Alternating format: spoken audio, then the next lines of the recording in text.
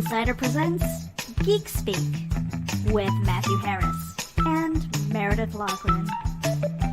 We cover entertainment, news, and tech with special guest appearances. So sit back and enjoy as we geek out together right now. Hello, everybody, and welcome to Indie Event. Today we have some special guests in the green room, and we're going to bring them up right now. As I call them up, we've got Josh Ruben. We've got Aaron Kheifets. I hope I said your name right. So good. So practice it a little bit. And we have Alex Bach. We're going to go around the room, let you guys introduce yourself. I am Meredith Loughran with my co-host Matthew Harris. This is Geek Insider Indie Event. It has been a week-long event that we have been doing kind of creepy horror, kooky kind of stuff. You guys fit right in, I'm sure. So, Josh, Ruben, while you're moving around, we're going to put Aaron up on the big screen. Let him introduce himself real quick. Sure. Hey, I'm Aaron Kheifets. I'm a comedy writer, actor, rarely director, and I'm hosting the Scare Me behind the scenes podcast, or season 1 of it anyway, is Make Cool Shit. Oh, hey, I'm Alex Bach. I'm the producer of the feature Scare Me, and I also produce a lot of really fun and oddball comedy, TV, and film. And Josh. Hi, I'm on the big screen, and I'm Josh Ruben, and I have single dad hair, and I don't have children, and I directed, wrote, produced, and play Fred in Scare Me. All right. Hey, guys, and I'm going to move Matthew over here to the main spot there. Matthew, I'm going to pass the microphone off to you. And, because I know that you've got a couple of questions for these guys. Well, I do. You know, the whole theme behind Indie Event, and this is our 5th or 6th one this year. We started it in April when they killed the brick and mortar conventions, but our slant has always been the indies. You know, the indie filmmakers, the indie comic creators, the indie writers, the indie musicians, and so of course that's, you know, Scare Me and Shudder. It went hand in hand. But you guys seem to be taking this a step further, because the whole premise behind Make Cool Shit is y'all are, from my understanding, y'all are going to discuss the making of an indie film from start to finish, right? Is that? Yeah. That's the idea. Season 1 is an indie film. It's Scare Me, and then future seasons will be the making of cool shit of various kinds. Just, you know, people who in various different media doing whatever it takes to get it done. That's awesome, because, you know, some of the biggest challenges for people is, first of all, like, how do you break in and make those connections, how you fund it, you know, and there are a lot of people who are out there with basically their cell phones trying to make movies and things like that.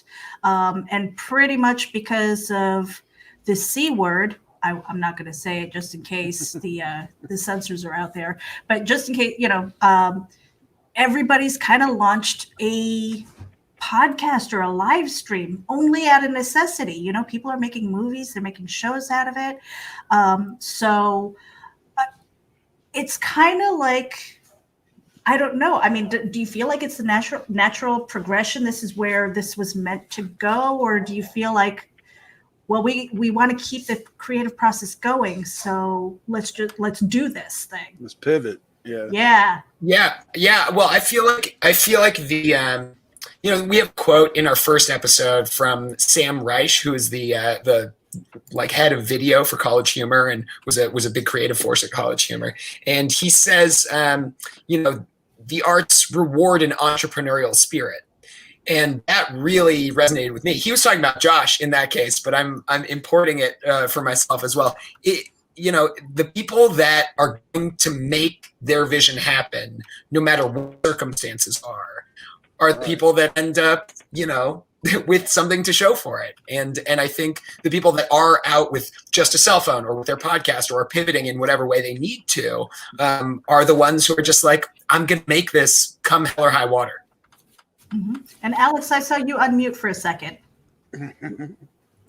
Oh, I was just going to say, I come from I'm talent here in that, as it relates to the podcast, in that I am a character in the podcast, but not a producer of the podcast.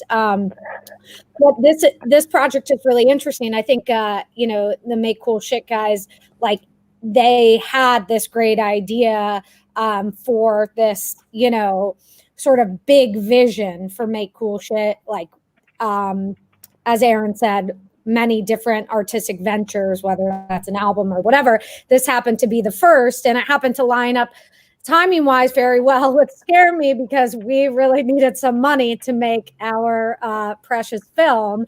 And they were like, well, let us come on and we'll invest a little bit in your film, and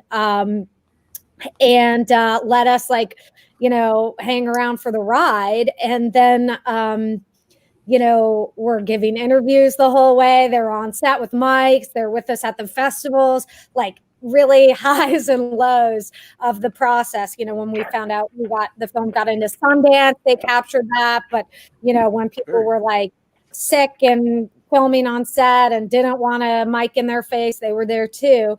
And so I think, for me as the producer, I was very nervous about kind of how this was going to play out, because I had no editorial control, which is sort of, the beauty of it. And it's really fucking cool. It really is. Like, it's a peek into the podcast is totally a peek into how these things get made. And, every story is different, but this is a very honest account of, a first filmmaker's, journey.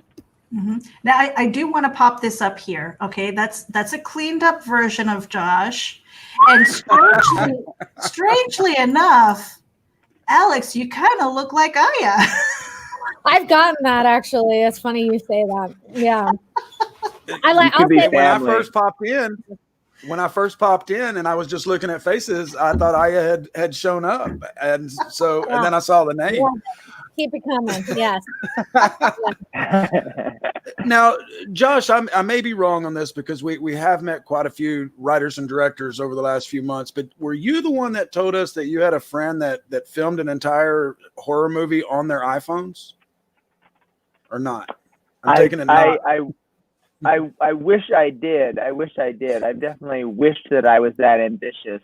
And I feel like I've definitely known people who've done features on the iPhone, but I don't recall.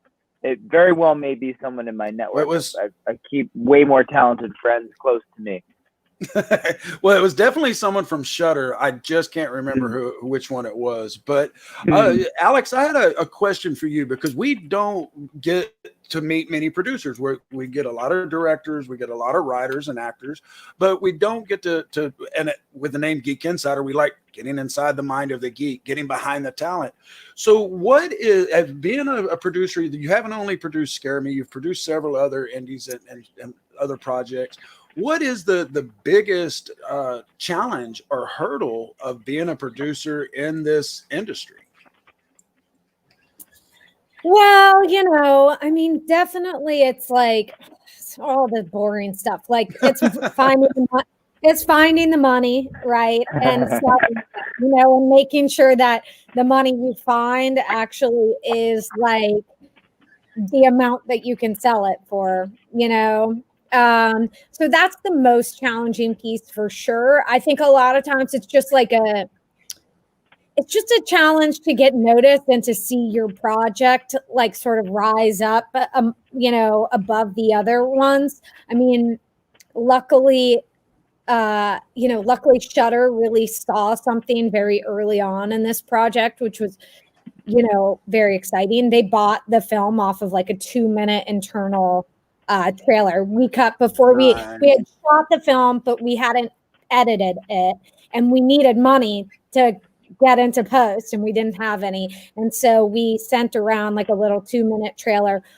and ultimately they responded, and we were like, what better brand and what better, honestly, Shudder is like, they're amazing partners, and they really have a great eye for creatives. But Yeah, I mean, I think definitely just getting other people to see the value that you see in a project is the most challenging thing. And the only solve I have for it is just like, you just gotta, it's just like, I think it's like building your credits. You just gotta like keep doing it and keep doing it. It's a grind, which, Josh can talk about, but Josh is prolific. No.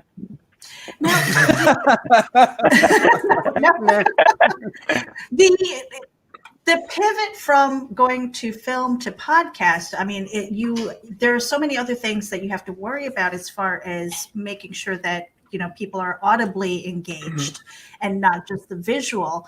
I mean, who can kind of speak to that, like what you're doing as far as creativity, maybe because a lot of people don't understand that an intro helps, an outro helps, maybe having bumps and things like that. So all of those little things to come out of the gate and sound professional. Can you speak to that, Aaron? Sure. So the producers of the podcast, Make Cool Shit Productions, they are like born and bred audio dudes. It's their wheelhouse, and they definitely knew what they were getting into when they took on this project. It had kind of been a dream project for them for quite a while, and it was sort of serendipitous that they came across Scare Me at exactly the right time. So their primary concern was the story, and with the podcast as well, what's really driving us is story of the making of this film. So there definitely is a lot of fresh audio that you're like right in the middle of set as everything is going down. But I think really the heart and soul of it, I'll sneak this in while Josh has dropped off somehow for some reason. The heart and soul of this thing is Josh. I mean, his journey, his decision to put everything on the line on his end. This was an instance in his life where he's got to release one vine as he like grasps for the next one. And there was a real chance that it wasn't going to go great for him. So like that story, I think is really, really what drives the interest in this and how he pulls it off, obviously. Now, you guys have got me intrigued on this because y'all were on the set for the entire time with Scare Me. Is this just going to be a podcast, or are we going to have a video feed as well?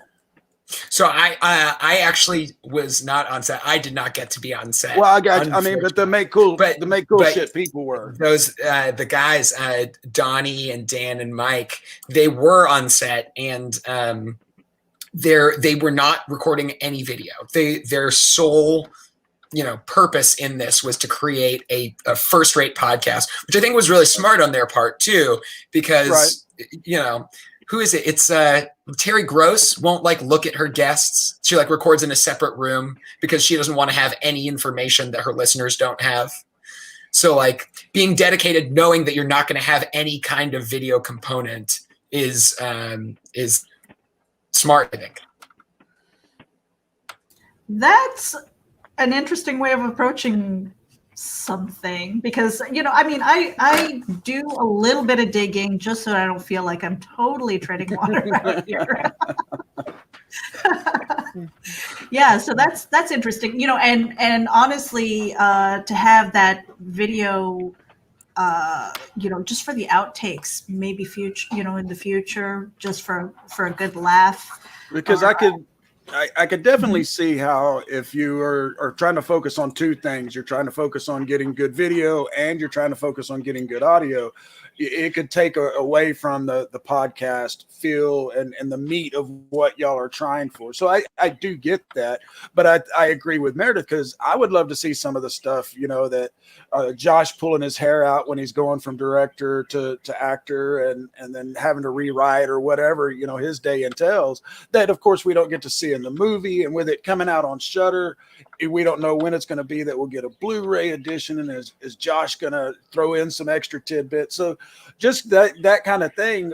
I know going forward, y'all are doing different themes. It's not all going to be movies, but even stills would be a great thing to go along with. It's just my opinion. No, I think that's a good idea. Maybe we'll incorporate that. Some, like, if we can find some dope blooper footage or something like that. That's smart. Well, we've But see, they're lucky because we would not have agreed to that out of the gate. But now the good. And now I'm like, well, I really like this podcast. So, okay, like now Yes. it's a little bit more. Yes, Okay. this was the plan all along, to get Alex on air, so now she can't back out of it. Terrific. Talk about yeah. gotcha. You got the seriously, and we've got Sherry in the background here going, maybe the bloopers, and not only that, but it's like the video of the behind the scenes of the movie, of the podcast, of the whatever's coming next. It's like the never-ending song, You just got us into whole inception thing between podcast and video. But It's like, where are we now? Oh no. How many levels deep can we get? now, Where are we? I think Aaron just froze on us. Either that or he. Oh no, I broke the internet. Now, And you didn't even have to twerk. well, and usually right. it catches me, in the ugliest positions, I'm doing this or something when it freezes. But Aaron, and forgive me if you mentioned this earlier, but is this your first podcast, or have you been doing this for a while? It's my first podcast that is going to be listened to by more than my mom. It's going to be my first real deal podcast. Gotcha. Now, Josh, of course, we just met for the first time not too long ago, so you haven't had a whole lot of time. But are you still with the podcast coming? Are you still creating other things going on? I've got a lot of things going on. If they're not paying for groceries, that's for sure. But trying to keep balls in the air and scratch the itch, scratch the balls that are in the air, if you will. Scratch the balls. Constantly. That's just the business. You probably have to scratch your air balls just to keep the creative flowing. And I just have to quickly say, for it being Aaron's first podcast that he's hosted and written on and built the bones for with this team is it's unbelievable. I mean, it's such a fun. It was terrifying to think that we didn't really have access to cuts until honestly quite recently, and then to hear how quality it is, but also Aaron's personality.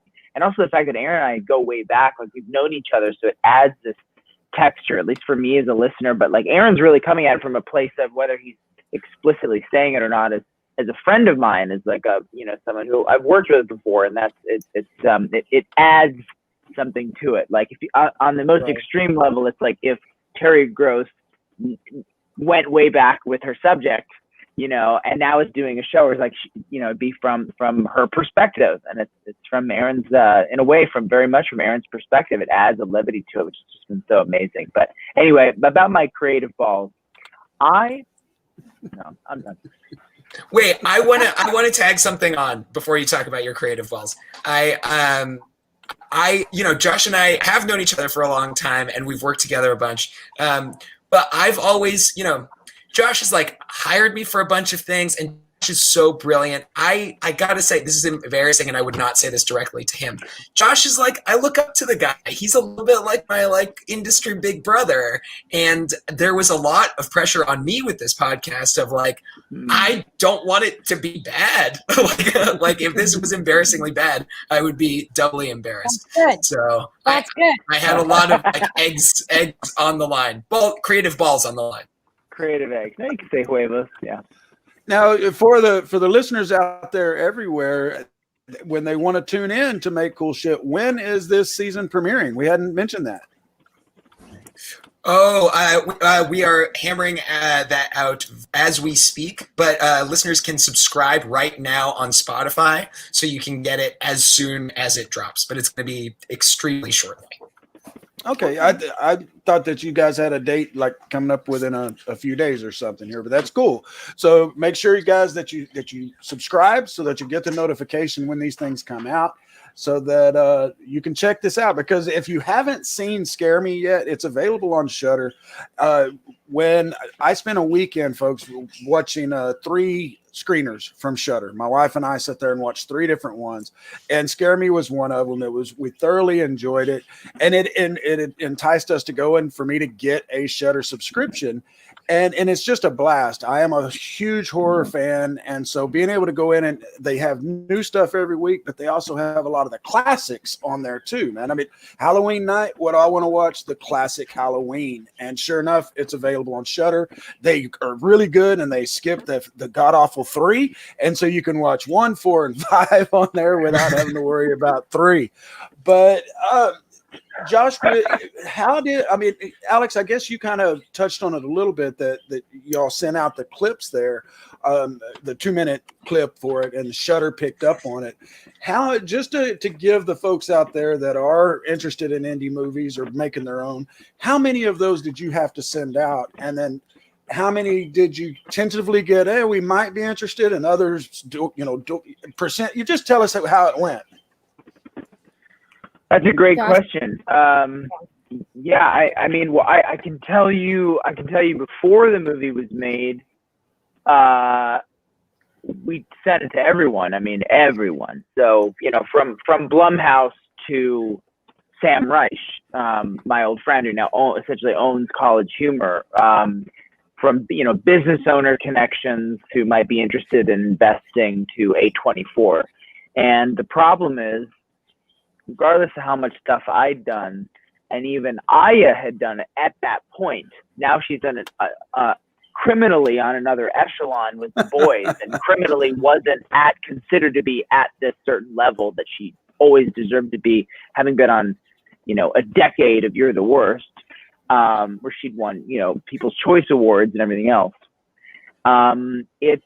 People were skeptical of a first-time filmmaker, but there was always interest in the fact that it's genre.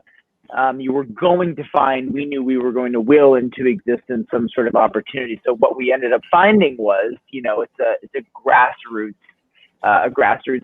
sort of financial effort between, a very generous investor at a company called Last Rodeo Studios, thanks to Eamon Downey, their creative executive, who took a chance on us essentially, and a small financial risk, to them, but also certainly to Alex Bach and Dan Powell at Irony Point, and sort of various generous investors who knew me on a personal level through my decade of kind of like doing the thing. But, the Blumhouses of the world, the A24s of the world, who you would take that initial swing with before the movie was made, were like, well, you haven't done anything. And we've all done things, but we haven't done a thing at the level. And then, of course, when we made it, it was a funny thing because I don't remember what the order of events was, but I do know that I wanted desperately to direct an episode of Creep Show on Shudder, which was coming to Shudder, and my managers just sent it on a whim, and they said, we have to have this. And at that time, Shudder was, and this isn't even that long ago, a year and change ago, Shudder was its own sort of clubhouse, and a little less known, but it was intriguing to me, certainly as a horror fan. But they said we have to have this, and our teams, all of us collectively, were sort of like, the state of the movie industry is so scary for movies anyway. To go into any situation with Shudder as a brand can only be beneficial, and they've only continued to just be so wonderful and supportive of all artists, and the risk that they're taking with diversity and talent, and shows and series and films, you name it. I don't think we could have found a better place. But long story longer, it took a while because we didn't have the filmography necessarily. And so hopefully it'll be easier on the second go around now that folks know what we can do. Right. And I am definitely all for, I'll put this earworm in you, Josh. You could always write a sequel to Scare Me, but you have it as what is her name? Bettina, or the Uber driver. Bettina? Bettina. You just have it as her, and she has no idea what happened there, but she got the story. Feel free. No royalties needed there. Just run with it. I just want to see it up on Shudder in a couple of years, and because one, like I told you before when we met before, I wondered if you had actually written that part with her in mind, because it just seemed so perfect for her, and she had me laughing, and I was hoping towards the end of the movie, I was like, well, I wonder if we're going to see her again. And then she comes up. But the interaction between you and her when you're trying to go in the house, we've all met people like that. And No spoilers, Matthew. No spoilers. I'm not going to give any spoilers, but I didn't say that Josh is a psychomaniac in the cabin in the woods, but they can get that from the trailer. No, it is a great film, y'all. It's not your traditional horror movie. I want to make that clear. You're not going to have a bunch of jump scares and stuff like that, but it's a unique story, and I absolutely loved it. Meredith, you did too, didn't you? Yep. Oh yeah. Alex, you were going to say something. Yeah. One fun fact about the actor who played Bettina is it's Becky Drysdale, and I think, Aaron, you might even talk about this in the podcast. Yeah. She's a badass. She's been performing in comedy and writing. She wrote on all 5 seasons of Key and Peele, and she was actually college roommates with Jordan Peele, and she's an amazing writer now. But I really think of her, she's been a head writer on some comedy pilots we produced and in writers' rooms and stuff, and I think of her always as more of a writer, but she just is a really, really funny performer. Yeah. Now, I want to kind of touch on something that Josh had said about leveling up. That's not easy to do, and I kind of want to go around with you guys and ask you, how do you level up? Do you feel that is a kind of a personal thing, or is that something that you have to get acknowledgement from the outside?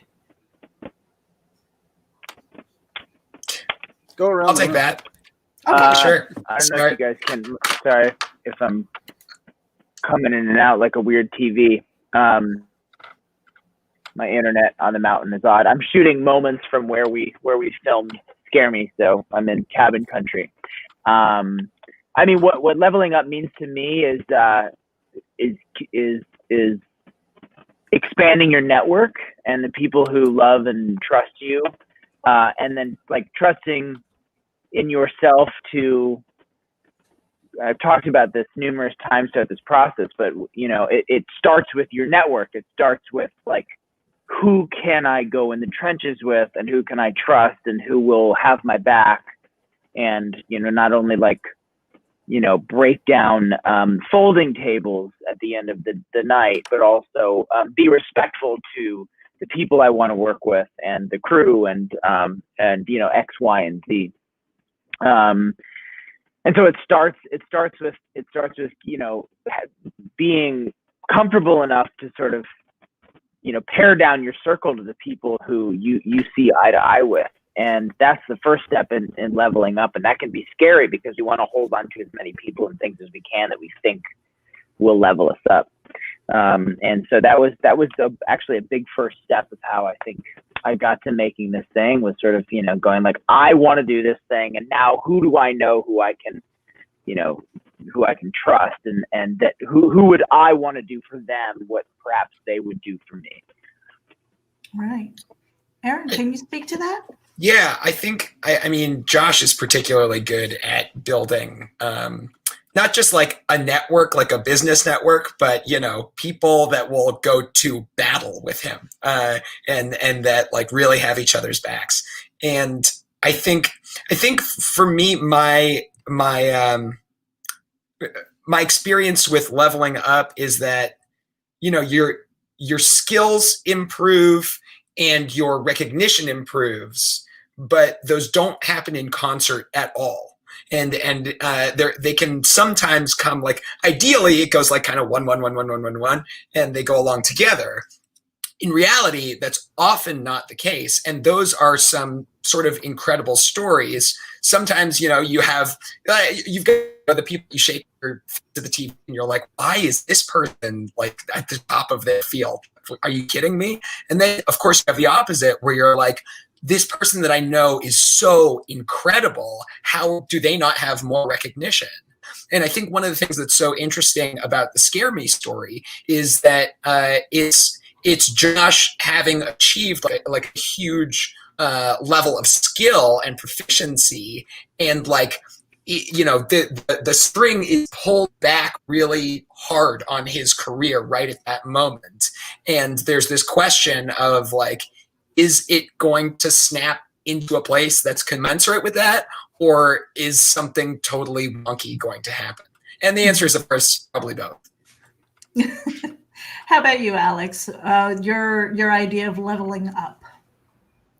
Well, now I'm sort of a practical gal, so I think like I'll just speak from the point of being an indie film producer, and I wasn't always an indie film producer, and of course I produced a lot of TV and other stuff now too. But I think that like, you know, especially because this podcast is all about how to make an indie film. For me, it's just like, you want to be a producer, that's interesting to you, like just volunteer to produce something for free. Just like do something for free, then do like something like produce something for free that has no budget, then produce something for free that has a teeny tiny budget, then produce something for a small rate, but you're like, you're underpaying me, you know, and then you can kind of like learn on the job and build your credits. And I think it is like a lot of what Aaron's saying, where it's like, you know, the recognition, like 9 out of 10 of those things nobody's ever going to see, but it's like the one thing or the one person. And like people will just, especially as a producer, I'm like a nuts and bolts, like logistics producer. And a lot of creatives really need that, you know? So I think it's just like, you know, and part of it comes from just like having the privilege of being able to work for free, you know? So I would produce commercials, or I would production coordinate commercials, and then I would produce stuff for free. So I think it's like, if you're really passionate about something and you want to grow, like, you know, you just got to find the way to do it and just keep doing it and build, you know, just keep building on it. Mm-hmm. Yeah. You know, I think one of my biggest frustrations, and I'm sure you guys have felt this as well, is that you have like, let's just say 5 or 10 years of blood, sweat, and tears, and you're an overnight success. You know, Yeah. It's like, what the hell, guys? No. And I think I love that, you know, without listening to the podcast and just understanding that there are the nuts and bolts, and that's what you're discussing. Because when Matthew told me about the podcast, I was just like, okay, Scare Me podcast. I'm like, are they going to tell scary stories? Is that what it is? Well, yes, in a way, but not the way you think. Yeah, so funny. Yeah. It really is though. Like, I don't know if y'all listened to that podcast. It was one of Gimlet's first podcasts, but called Startup. And it was kind of like, here's the story of how we started. It was so meta. It was like, here's the story of how we started our podcast Startup. And this is our first, you know, this is our first podcast is like on the starting of a startup. And I, as a person who owns like a startup, if you will, I listen to that. And certainly it's a great story, and it's not all encompassing, but it's inspiring, and you understand sort of like the dynamics between, you know, partners and big business decisions. And I think of this Make Cool Shit podcast in sort of a similar light, in that it's like, do you love movies? Do you want to understand? Like, it's so much better hearing it and experiencing it with a story than to like read, you know, the filmmaker's handbook to reference a source material that's in the podcast.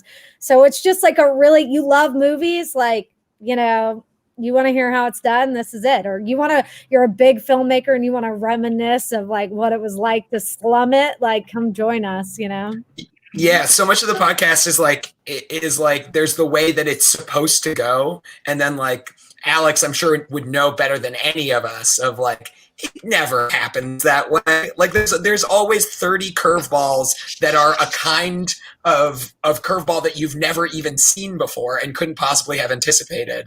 And like, we all get that advice these days of like, just keep making what you love, just keep doing it, like you'll figure it out, it'll come. And it's like, okay, how do you do that? How do you actually put one foot in front of the other and like make it happen?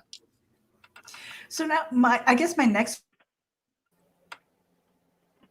What? I don't know. Listening. She's in Florida, and she actually was without. Because I think you alluded to it earlier. Oh. Can you hear me now? Yeah. Okay. Froze. Really quickly. So with the first season, if I heard you correctly, is going to be about Scare Me. Do you have other things lined up? Are you looking for other projects to talk about? I mean, how far into the future is this thing going to go, do you think? As long as people are interested in art and how it's made, I guess. Which, maybe won't be that long, given the state of the world these days. But we have not yet announced what future seasons are going to be. If you're asking because you have some kind of very juicy story of something getting made, get at me. Well, I guess the other thing to piggyback off of that is, are you looking for, if as you're planning these things, are you looking for things like movies? Are you looking for comic books or TV shows and things? I think comic books, TV shows, albums, sculptures. I mean, that might be a very interesting challenge to do in an audio medium, but I think it would be interesting and cool. I think what the podcast is really about is the story of making your art, of making your passion against all odds, and that can happen in any medium. Mm-hmm. So go ahead. Oh, Go sorry. ahead. Go ahead.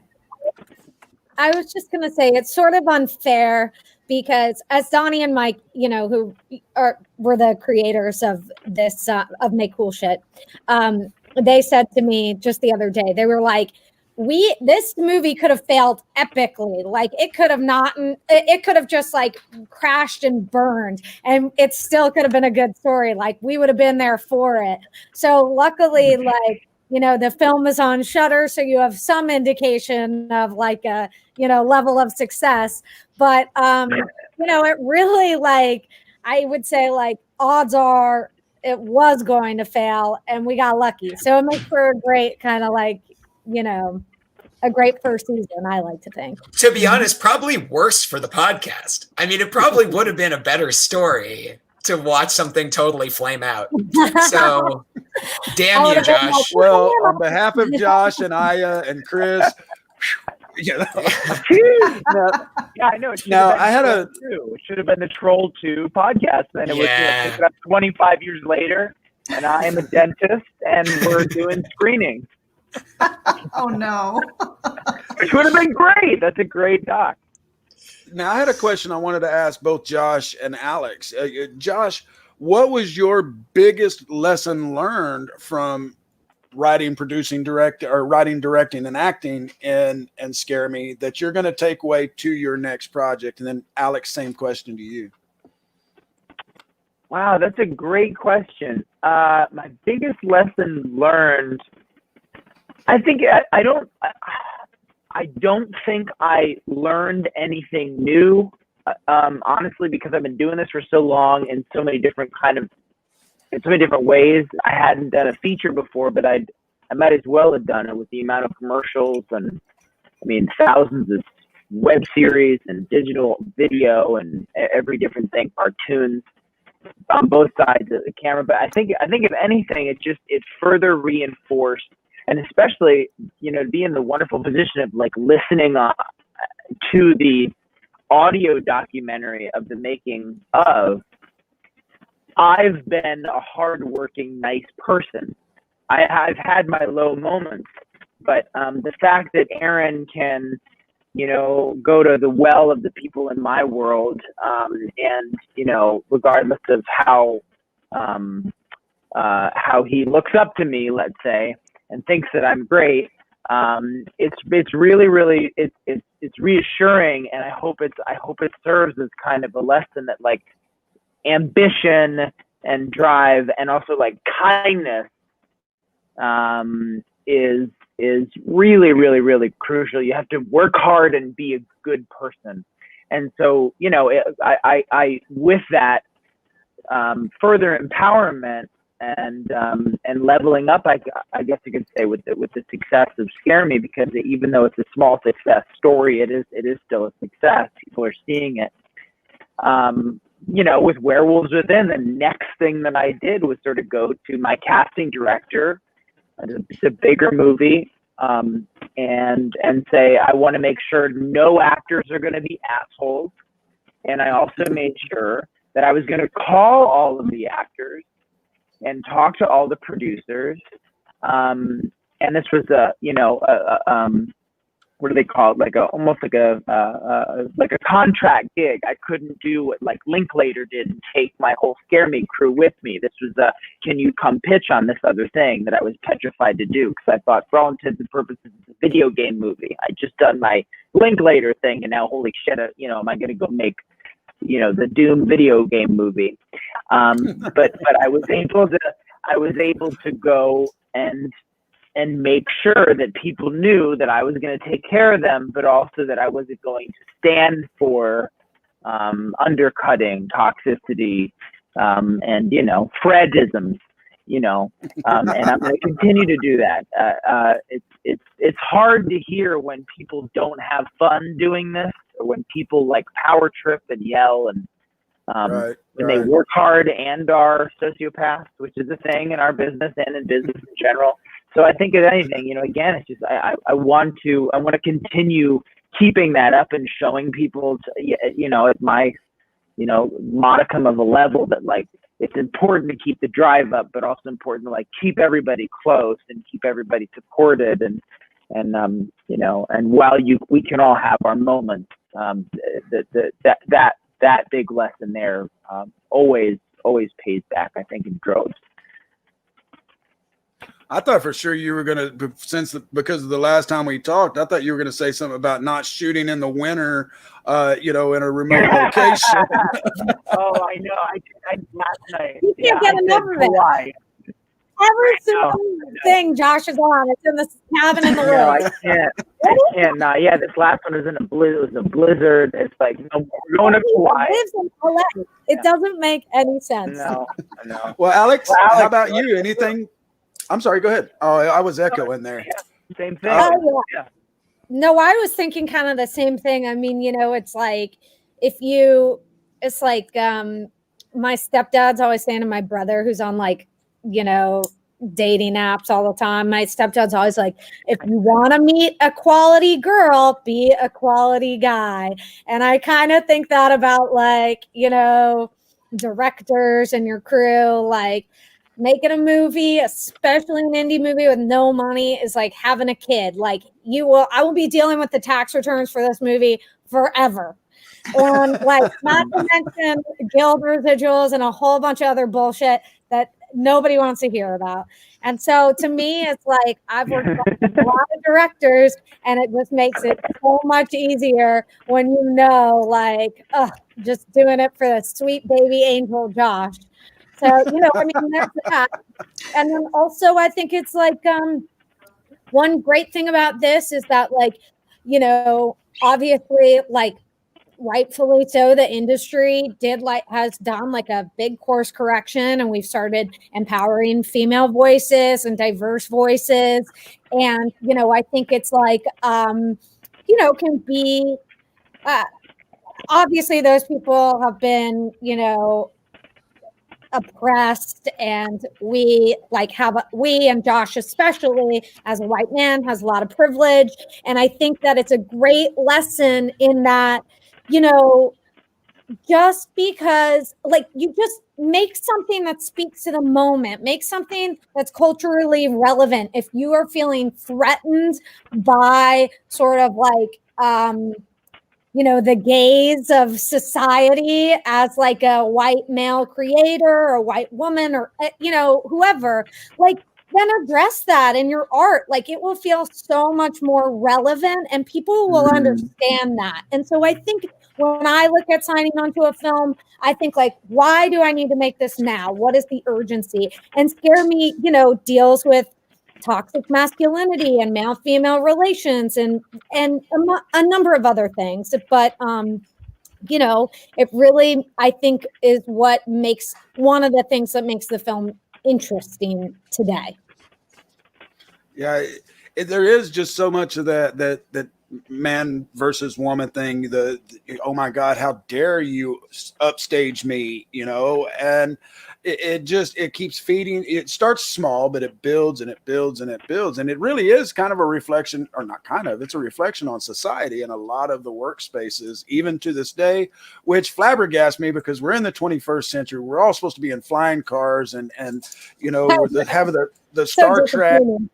It is, and we're supposed to have the Star Trek feeling of, everybody just gets along and we've all got that goal. But, these kind of movies are exactly what I love, especially about the indie industry, because I love a movie that is unique. And Josh and I kind of touched on this before, that every story's been done. It's just a matter of a different take of that kind of story.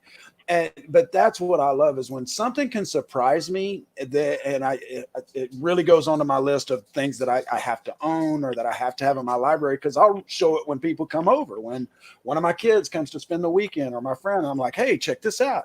And Scare Me was just like that, because like I told Josh, I didn't figure out things until the end with the whole thing. And so it just kept leading you on. And I, even at the end, was kind of confused. I was like, well, and I don't want to ruin anything, but I was like, was Fred really serious when he said that thing about being a serial killer? And he had to explain to me. But those are the kind No spoilers, Matthew. Well, I didn't say what kind of cereal. It could be Lucky Charms. But, and I don't know if I asked you this last time, Josh, but it's something I do like to ask the indie directors and writers, because I know the answer already. I just like hearing it. If Shudder was to come up to you tomorrow and said, hey, you can have almost an unlimited budget, do you have that specific project in mind that you would make next? Oh yeah. I think that's the frustrating thing about the industry that we're in. Not to get tangential, but I've already gotten 4 or 5. They're not offers, but people send scripts and go, "This is the original thing that's ready to shoot. And it's got money," and I read it, and there's no urgency to it. And I have these like you spend ages on these scripts that I think will have, to some degree, always a modicum of urgency, and it's not hard when you can't afford groceries. Not there yet, but it's hard to turn those sorts of jobs down when you can still hold on to that next thing with that unlimited budget or not. Nothing I'll ever do should have an unlimited budget. No one ever should. But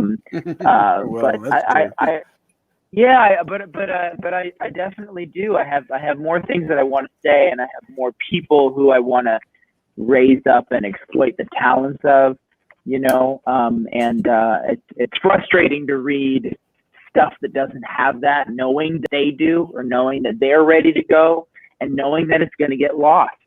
Right. And I'm not saying I'm the perfect, brilliant auteur with all the things that are urgent, that I'm Jordan Peele. I'm not, and I don't. But if I hopefully get the opportunity to make the one or the second thing, or second or third thing, and certainly with Alex and the team at Irony Point, especially, it'd be a real thrill. And certainly with Shudder could call and say we have $500. They're so good. They really are. Be careful. Shudder. They really are. Yeah. They're the best. And not to toot their horn too much here, but we've heard that across the board from everyone that we have spoken to that has dealt with Shudder. And we just started meeting folks a few months ago, and I haven't met anyone from Shudder themselves. just the folks that are dealing with them. Now, I've also met PR people that set these kind of things up here, but everyone that I have talked to has just talked about how great Shudder is. And I think that's great because, Josh, you touched on it earlier. You know, you said they showed up on the scene a couple of years ago, and it was just kind of questionable. Streaming at the services at that time were just starting to take off. You know, you had Netflix and Hulu, and now you got, 5 million of them. And it, for me, it's a big thing to include Shudder in on mine because I got rid of cable years ago, satellite, and I only do streaming services. But that $6, $7, $8 a month adds up when you have 10 of them. But Shudder, the folks over at Shudder, it just seemed to be just really dialed into wanting to help those indies. And that, like you said, when they, or I think Alex said it, when they got it, they were like, we have to have this. And that's the kind of bump that the industry needs these days. Not necessarily, and not just horror. We love horror. Meredith and I write horror. We love horror. That's why we did this whole week of horror stuff. But it's all about advocacy. Yep. I mean, they are advocating for the creator, and I think that's amazing. It is. And horror is so inclusive. I mean, this is very horror comedy, so it is by no means straight horror. But man, I love the horror community. I just find that, especially you think of female directors, launching career, I just think, I totally get it. And it's just like a wonderful community, I'm so happy to have the film be my kind of grand entrance into it. And speaking to what Josh was saying earlier, budget and deadline, or it might never get done. True, very true, very true. Now, I know you both said that you're horror fans, and Aaron, I'm not sure where you stand on the horror genre, but this is the end of our indie week. Tonight we've got several more things, and I don't know if y'all know who this is, but coming up in a little over an hour, we are having Charles Band on, which he is the most oh, dang it, Meredith, I'm forgetting the words that I use, but they're the most successful direct-to-home video horror franchise ever. And they are the ones that did horror, Puppet Master, Doll Man. Whoa. That's rad. Demonic Toys, Prehysteria, Ghoulies. No, that's another place. Okay. But he does have head character, but that's a little puppet with a little bitty head, with big hands, and he crushes your neck. But yeah, I have been wanting this interview for a while. Back in the 80s, if I went to the video store and I saw the Full Moon logo there, I rented it. Didn't give a shit what it was. Moon, yeah. And so didn't they do Castle Freak too, or am I thinking of is that another? Is Castle Freak a different? Because I can't bear to not know who somebody is, and I think he did do Castle Freak. That does seem right. That does seem right. Yeah, I've been picturing the moon up, but I remember Doll Man, and I've watched almost every Puppet Master except for the Reich. And that's really, really, really rad. I think that's like formative spiritual DNA in those movies, like the late night cinematic horror. Oh yes. Yes. Yeah, I mean, because he's been doing this since the 70s, and I mean, you want to talk about dedication. Yeah, I mean, dedication to your craft. Yeah. Mm-hmm. And so I just had to throw that out. Mm-hmm. I'm sorry, Alex. What was that? I spoke over you, Alex. Oh no, I have no timing and sort of video conferences, but I was just gonna say, it's like Roger Corman. We talk about talk about how many amazing filmmakers' careers were launched from working on his films, Yeah. Yep. And see, we're getting the same kind of relationship going with Full Moon that we're getting with Shudder. And actually, it's been going on a little bit longer with Full Moon. We have several of the directors from over there that we're friends with now. We just reach out to them when we've got something going on. John Lachaco, and I always forget his name, Meredith, because he's got that weird last name. We just had him the other night. And look, I put her on the spot. And she forgot. But see, I can blame it on her because she's the producer. She's supposed to feed me that stuff, you know. Now, I did actually And want to Alex, ask, if you want to ever take someone under your wing of training of a producer, of course it's a different beast here. I'm just kidding. I'm telling you what Alex said about residuals. I was like, yes, I want to know more. Oh shit!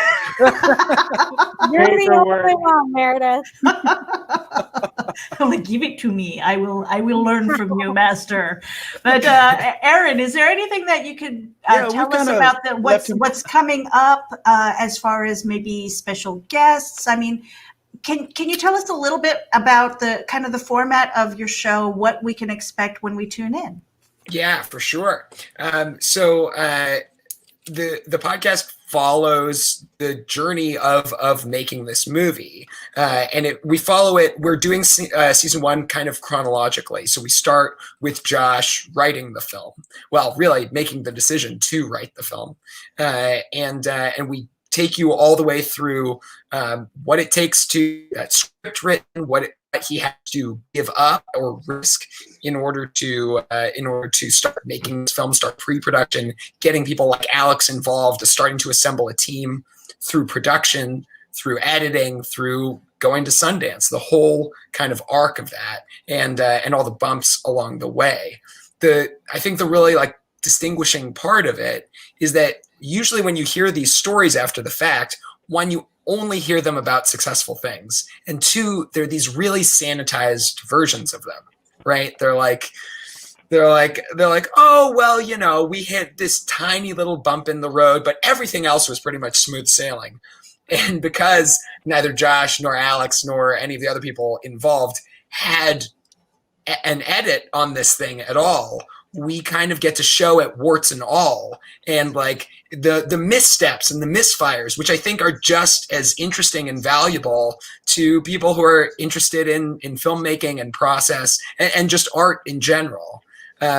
So all of that's in there, and it's a wild ride. I was just talking. I have to say that I was just working with Brendan Banks, who producing for my fiance's film. She shot these 3 overnights I was talking about earlier, and Brendan said, "Yeah, I'm so excited to see the Make Cool Shit thing." And you know, the teaser, my one excerpt is, "Hey guys, now it's not a really good time." It shows thumbs up. That's so funny. Light in it. He was like, because they were really in the trenches. Like, hey, Brendan, you know, it's like I have to light like 1,000 and up, or like I'm dealing with helping pull the camera van of the dish, you know, because our first day was the coldest day in 8 years up in upstate New York. That's why I thought your answer would be. Yeah, got every nuance down to, you know, the frozen pipes in the crew house on day one when we had to, you know, Becky Drysdale in through the window of the cab, doubling as the Uber driver on a picture. Oh my goodness! Yeah, So, somebody standing next to like a skidded out van, being like, "Yep, that's gone." Now, I wanted to ask real quick, Meredith. You know, Josh, a lot of the Shudder releases have experienced the stuff. I mean, I've seen it where they have a decent run on Shudder, and then all of a sudden, a couple of months later, they're like, "Hey, the Blu-ray is coming out."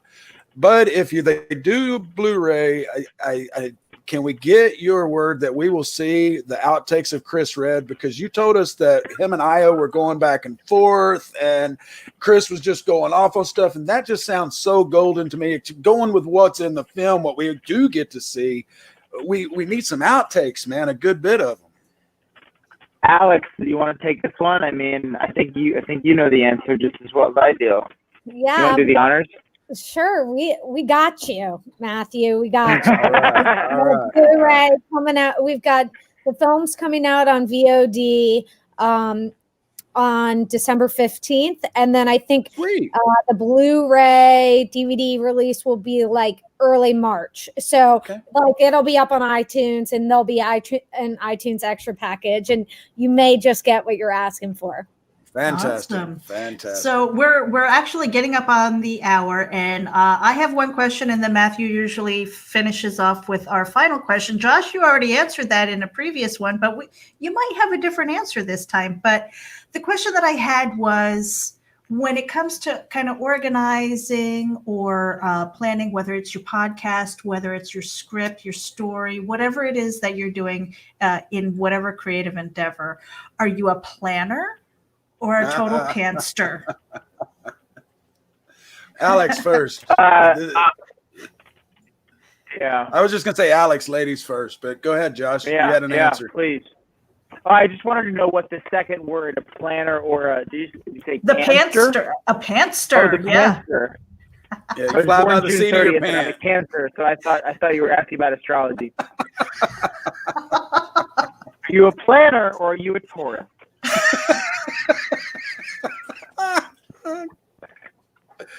I know what Alex's answer is, but I'll let her tell you. I Oh, think I know. No, I'm a pantster, and I commit to things that forces me. I plan for my job, for my life. I'm a fly by the seat of my pants. Okay, that's fair. Great That answer. sounds like me. Great answer. Aaron. All right.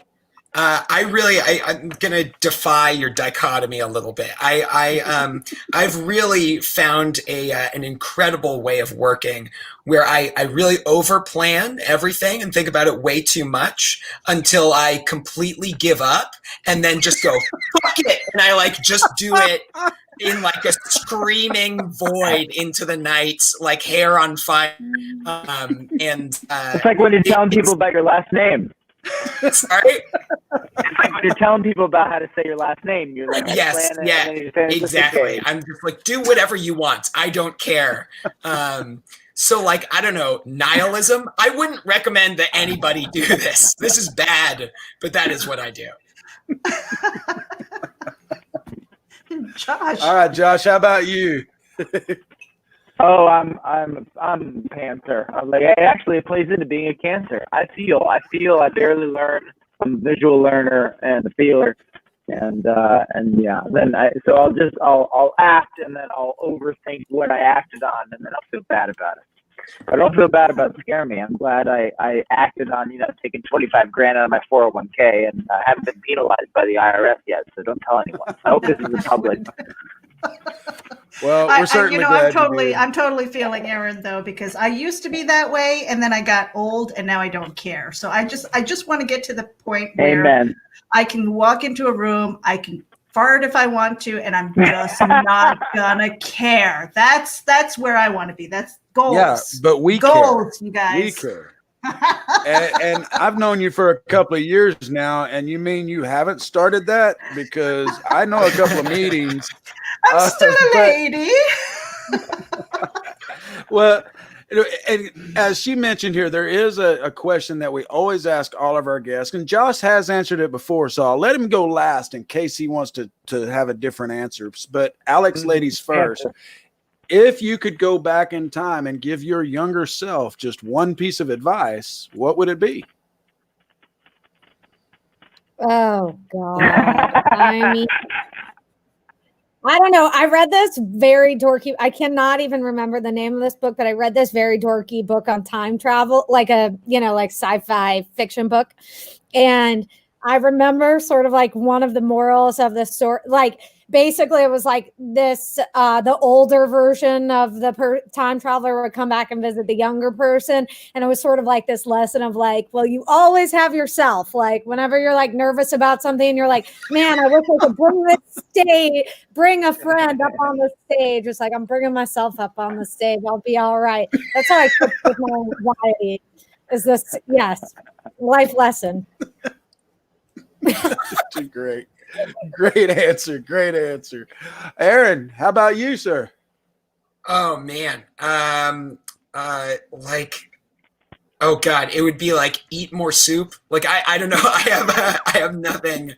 I just know that I am such a contrarian that I would not have listened to anything that I say. Please. So I would have to I'd have to Tom Sawyer myself. I'd be give up now. Don't do it. Give it up. Just lay down. Just lay down. Yeah. And then like, young me would be like, well, fuck you. I'm doing this thing. Yeah. I'll show you, older me. Yeah, I'll show me. Now, Josh, I don't remember what your last answer was. We are one of these days. We've been getting these now for 9 months. And so we do have plans on at some point going back, getting all the answers. And we're going to put together either an article or a tell-all book about all you folks and your crazy stuff. But what would your answer be this time? You should have led with that. You should have led with that, Matthew. No, because it's just like you wouldn't have given Aaron the shot of, taking the whole documentary or the podcast if he had told you up front he was going to do outtakes. I can't answer that up front either. Now Josh is scared to answer. No. I'm in the business of making an ass of myself. I have no more feelings. I think I was so afraid to say no, and so afraid of what other people thought when I was chubby and friendless and had a big imagination. But wanting to appease my whatever circle I thought was worth listening to or obeying, popular kids and whatever else. So I think I would have liked to have said no earlier to, doing things I didn't really, want to do or do things out of like love. But that's also the privilege of getting older. To come back to Meredith, like the great thing about getting older is like you're empowered enough to be like, I don't need friends or to add you to my life, person who I have a weird vibe about, or I don't have to make this commitment, et cetera, et cetera. So I think I would probably be like, don't be afraid of saying no, because all the yeses along the way have certainly taught me, they've all been notches in the belt. But I think that'd be the big thing. Gotcha. And those are great answers. And hang on, I just had one more thing I wanted to say to Josh. Josh, if the lockdown comes back and we're not able to get out and make films, I tell you, you've got a career as one of two things. You could either be your little troll character on a podcast with Aaron, or you could just be the next. You could be the voice of the next Crypt Keeper on Shudder. Tales from the Crypt. There you go. Because you do them both great. But your troll character, if you did that on video, 30 minutes even, man. Video, audio, I'm totally tuned in 5 nights a week, man. So you got a whole nother career there. That's my vote. I want to do my little troll character with Aaron. I think I said that you had. I think I said that you had like the 1,000 faces. I mean, it's my dream. If you did a deep enough dive into, you just type in, Josh Ruben, rubber breath, you'll find a lot of things that could go into a crazy book. What can I say? I love dressing up. Mm-hmm. Well, you know what? I wanted to do something really quick. You guys need to strike a pose so I can take a screenshot, and then we're gonna get out of here. Now let everybody tell where to find them. Thank you. What if I just froze like this? But real quick, let everybody, Aaron, we'll start with you. Tell everybody where to follow for the podcast. And then Alex and Josh, if you guys got anywhere that social media that you want folks to follow you at, or anything you like to share, throw it out there. Yeah, follow the podcast on Spotify. That way you will know as soon as it drops. And how can you follow me? I'm Aaron Kheifets on all social media. If you can figure out how to spell it, then you get to follow me. I have that problem. He's got a built-in litmus test. If you don't put in that legwork, you don't get to follow. You can find me on my company's Instagram. Our production company is Irony Point, ironypoint.com. And I don't know, Irony Point on social media. I'm horrible at social media. Okay. That's wildly untrue. Follow Alex Bach on Instagram, if not Apocalypse on Instagram, if not only for her furniture and clothing dream lists. They're out of this world, incredible. And I love that name, Apocalypse. My home. That's Apocalypse. That's a great name. It's brilliant. Now you tell everybody where to follow at- you. Oh, if you want more of my bullshit, just add Josh Ruben everywhere. If you really want to mess around, Josh Ruben stuff on TikTok. I'm playing around with the TikTok. I don't know how to do anything fancy. I'm really just uploading old videos. All right. Now, And wait a on that minute. You said you didn't have any kids. What are you doing on TikTok, Josh? I know. Well, I'm trying to learn from the children and all of the K-pop. Adults ruin all the cool social media. I don't know. I mean, We did it to Snapchat. We did it to Twitter. The cran spray guy is an adult. I mean, that's no child riding this, skateboard, and he broke TikTok. That's not a child. That's a man. True. Well, guys, don't go anywhere. We're going to do our outro here real quick, but we want to say bye backstage and pick Shari's brain, make sure we didn't cross any lines with her. But y'all stick around for just a couple of minutes. Folks, make sure you follow the playlist for the rest of the night on our YouTube, on the Geek Insider YouTube. Like I said, we've got Charles Band coming up later. We also have the Dead Enders coming up tonight. They got a special little production they put together just for this week. If you haven't checked them out yet, we'll tell you where to here when they're with us later. And then we got some more fun just to wrap it up. And then y'all know me, when we wrap these things up, I got a full bottle of whiskey. I told Meredith that it's Friday night. I'm going to go on the show and just until I can't go anymore. And the more whiskey I drink, the more I talk. So we could be going here till Sunday. So make sure y'all keep tuned in, everyone. Folks, thank y'all so much for joining us. And y'all know, as we always say, anytime you got anything to promote, hit us up. We love you guys. Love you back. Thank you so much. You bet. Thank y'all. Thank you.